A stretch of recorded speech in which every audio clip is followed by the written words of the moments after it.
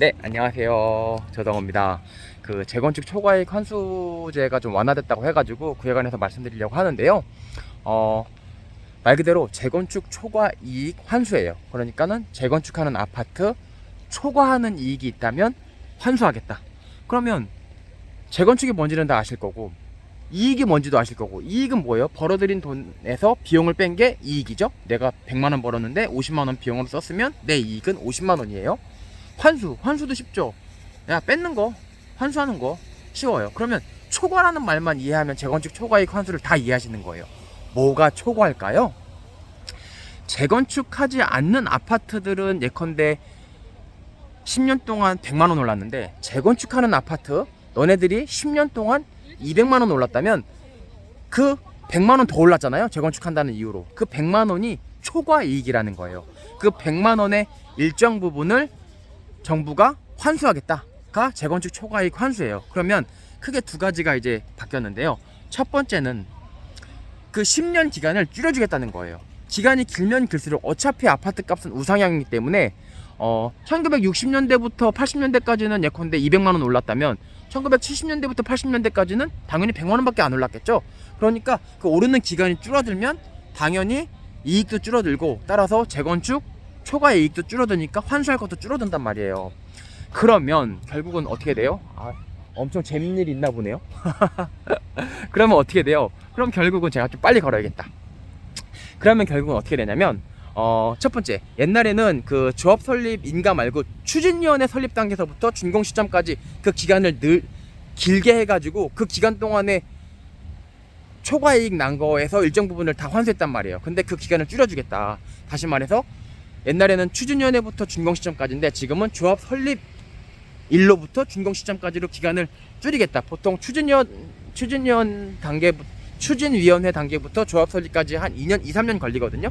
그러니까 2, 3년 정도 기간이 줄어드니까 어쨌든 초과이익도 당연히 줄어들겠죠. 그래서 좀 초과이익 환수제를 조금 완화했다고 하는 거고, 첫 번째가. 두 번째는 야, 그래? 재건축해서 초과이익이 발생했어? 3천만 원까지는 내가 안 건드릴게. 3천만 원까지는 그냥 너가 다 초과이익 가져가 라고 했었는데, 지금은 1억 원까지는 그냥 다 가져가 라고 해주겠다는 거예요.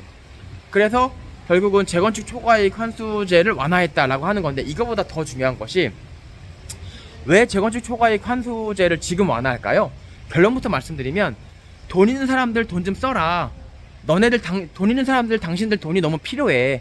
재건축 초과이익 환수를 완화하겠다는 걸 거꾸로 읽으면 재건축 초과이익을 환수하지 않겠다는 거잖아요. 그럼 재건축 초과이익을 보장하겠다는 거예요. 초과이익을 왜 보장해줘요? 투자라는 거죠. 초과이익, 야, 이거 투자해. 아파트 사면 초과이익도 너한테 줄 테니까 아파트 사. 돈 좀 써. 그 얘기예요. 그럼 왜 돈을 쓰게 하냐.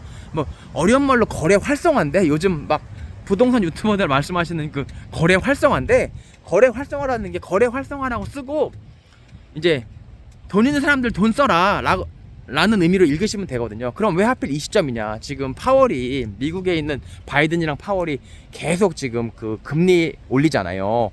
금리 올린다는 게 뭐냐면, 옛날에는 미국 1달러를 가지고 미국 정부한테 주면은 1.5달러밖에 안 줬는데, 지금은 1달러를 미국 정부한테 갖다 주면 미국 정부가 2달러를 준다는 얘기예요. 그게 바로 미국 국채거든요.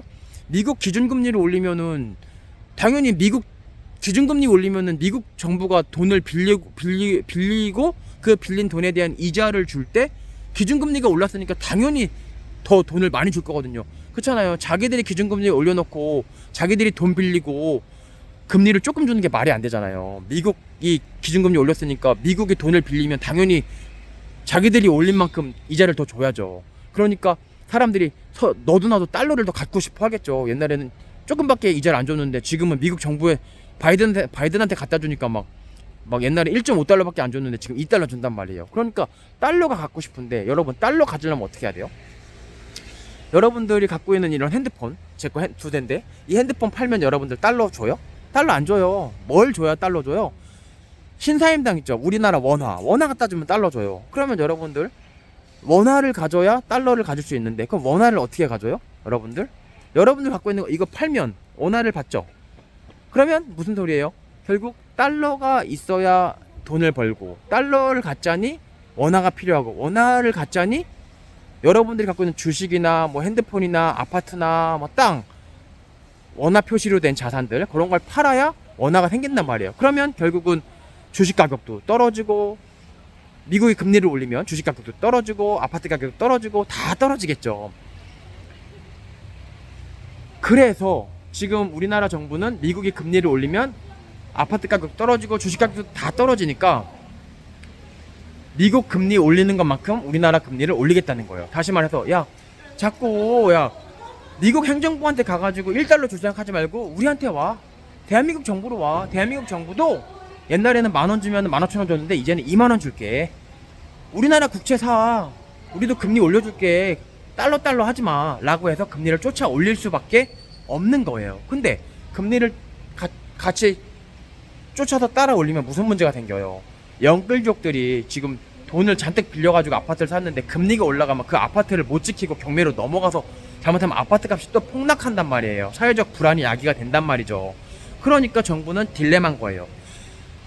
바이든 행정부처럼 금리를 우리나라 정부도 같이 미국 금리 올리는 거에 발맞춰서 따라 올리자니 영끌족들이 문제고, 또 안 따라 올리자니 결국은 달러 하면서 우리나라 주식이나 아파트를 팔아가지고 달러를 살 테니 또 주식이나 아파트 가격이 또 떨어질 거고, 그러니까 바이든 행정부의 막 금리 올라가는 속도를 따라가자니 영끌족, 안 따라가자니 또 영끌족뿐만 아니고 모든 주식이나 이런 자산들의 가격 하락. 딜레마죠. 그러면 우리나라 정부는 어떤 걸 선택할까요? 사실 선택은 자명해요. 영끌족들이 좀 죽더라도, 영끌족들이 곡소리 나더라도 뭐 주식이나 그 외에 여러 자산들의 가격을 지키는 쪽으로 결정을 할 겁니다. 그리고 영끌족들이 힘든 것들은 재정정책, 통화정책이 아니고 재정정책을 통해서 선별적으로 지원을 하겠죠. 그래서 제초안이랑 연결되는 거예요. 제초안 규제 완화랑. 갑자기 생뚱맞게 무슨 소리예요? 제초안 규제 완화가 뭐라고 그랬어요? 결국 재건축 초과 이익을 환수하지 않겠다. 재건축 초과 이익을 보장하겠다는 거죠. 초과 이익 나니까 돈 써라는 거예요. 투자하라는 거예요.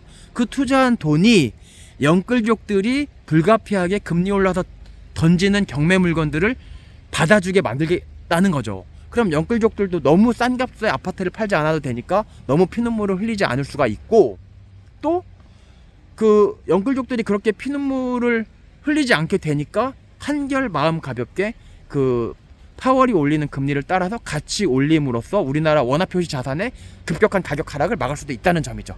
네, 그럼 여기까지 조성우였습니다.